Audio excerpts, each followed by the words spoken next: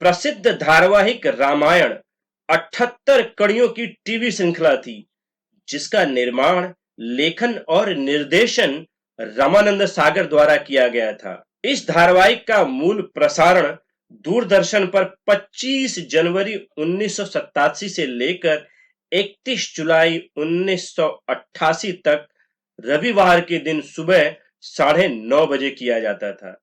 और अब हम आगे यह जानेंगे कि रामायण की शूटिंग कहां पर होती थी और रामायण के कलाकारों को कितना मेहनताना मिलता था और हर कड़ियों में बनाने में कितना खर्च आता था और कुल रामायण सीरियल की कमाई कितनी थी।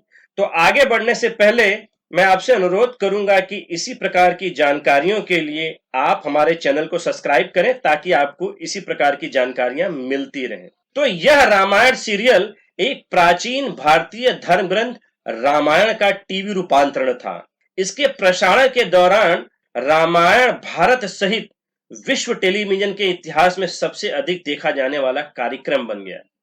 अपने मूल प्रसारण में ही इसके 10 करोड़ से अधिक दर्शक बन गए। रोड, स्टेशन, गाड़ियां सब मानो ठहर से जाते थे।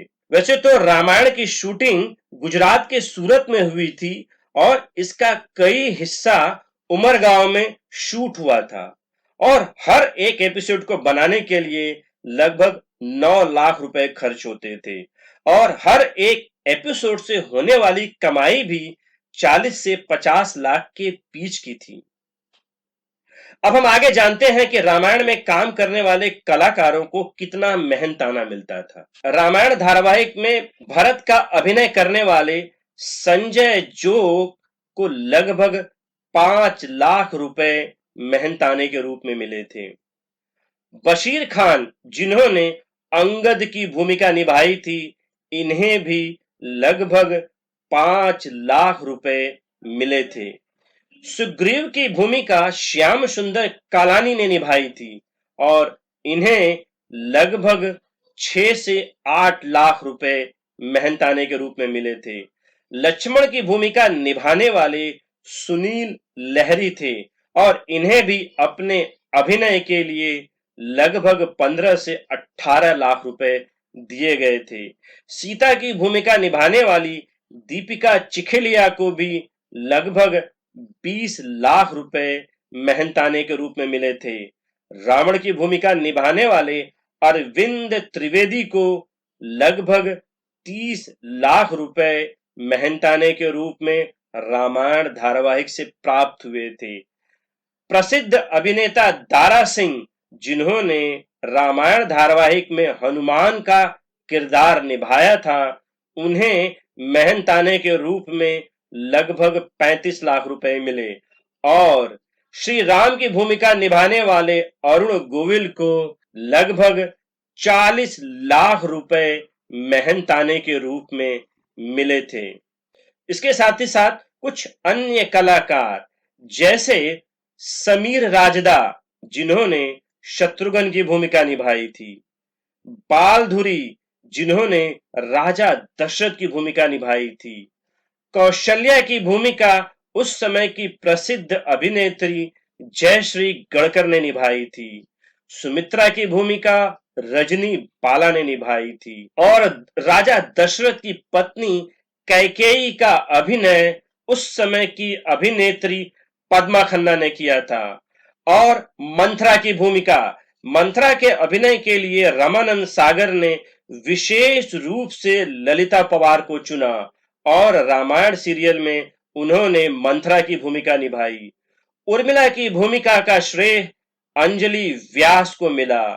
मांडवी की भूमिका सुलक्षणा खात्री ने निभाई थी। सूत कीर्ति का किरदार पूनम शेट्टी ने निभाया था और रावण पुत्र इंद्रजीत का अभिनय उस समय के अभिनेता विजय अरोरा ने निभाया था। विभीषण का रोल मुकेश रावल ने किया था। रावण की पत्नी मंदोदरी का अभिनय अपराजिता भूषण ने निभाया था। राजा जनक का किरदार मूलराज राजदा ने किया था और नालिन दवे ने कुंभकर्ण का किरदार निभाया था।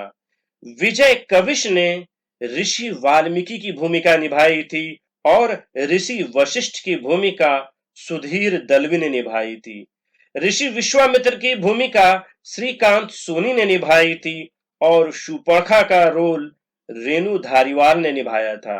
राजा जनक की पत्नी सुनैना का किरदार अभिनेत्री उर्मिला भट्ट ने निभाया था और चंद्रशेखर वैद्य ने सुमंत का किरदार निभाया था।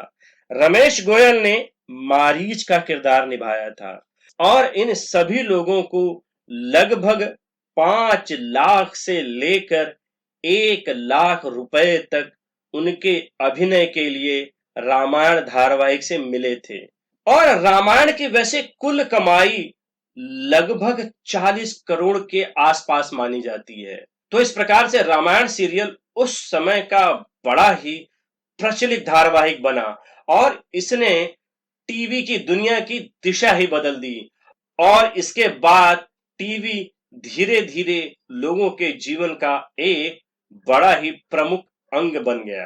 तो इसी प्रकार की जानकारियां हम लगातार आपको देते रहेंगे, आप बने रहिए।